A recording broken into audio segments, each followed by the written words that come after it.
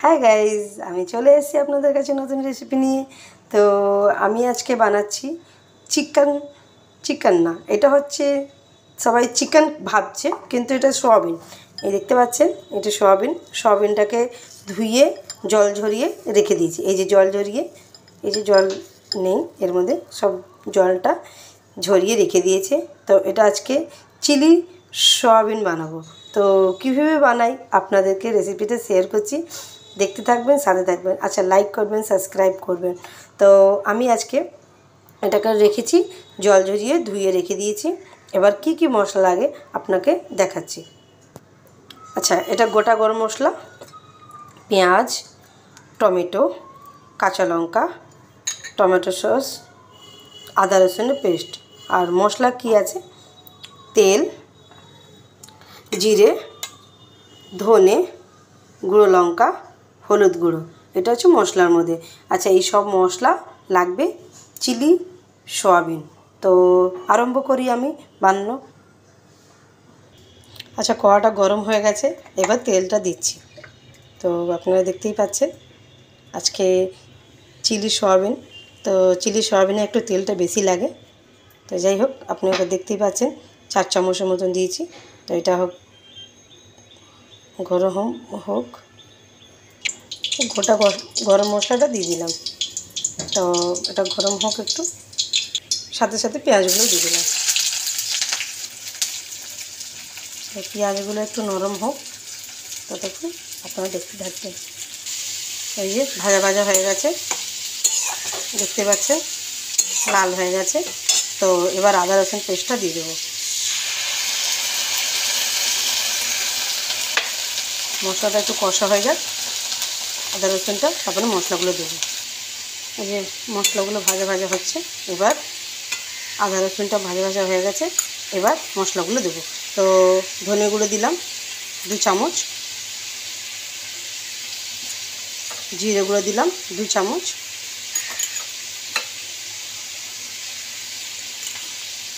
লঙ্কা গুঁড়ো দিলাম 1 চামচ,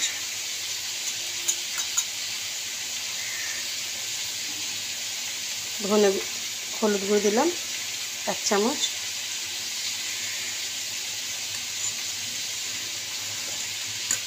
এবার মশলাটাকে ভালো করে ভেজে নেব।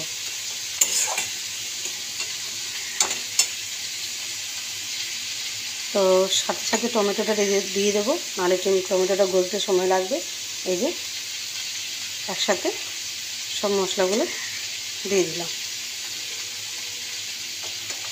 ঝাল আপনার অনুযায়ী দেবেন, আমি 4টে দিলাম। তো গোটা গোটা দিয়েছি, আপনারা দেখতেই পাচ্ছেন। এটা কষা হয়ে যাক, তারপর দেখাচ্ছি। এই যে মশলাগুলো কষা হয়ে গেছে, এবার সয়াবিনগুলো দিয়ে দেবো।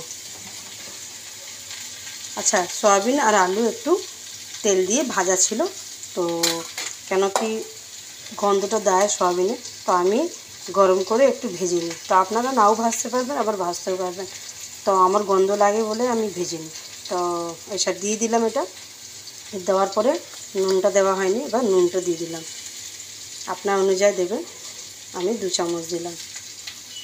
তো এটা একটু ভাজা ভাজা হোক, কষা হয়ে যাক, তারপরে জলটা দেবো। এই যে কালারটা দেখতেই পাচ্ছেন, খুব সুন্দর এসছে। তো এটা কষা হয়ে যাক একটু। এই যে মশলা কষা হয়ে গেছে, এবার টমেটো সসটা দিয়ে দেবো। এবার একটু এটাকে সব জায়গায় মিলিয়ে দিই। এই যে মিলিয়ে দিয়েছি, এবার জলটা দেবো। এই দেখতে পাচ্ছেন মিলিয়ে দিয়েছি, এবার জলটা দিই।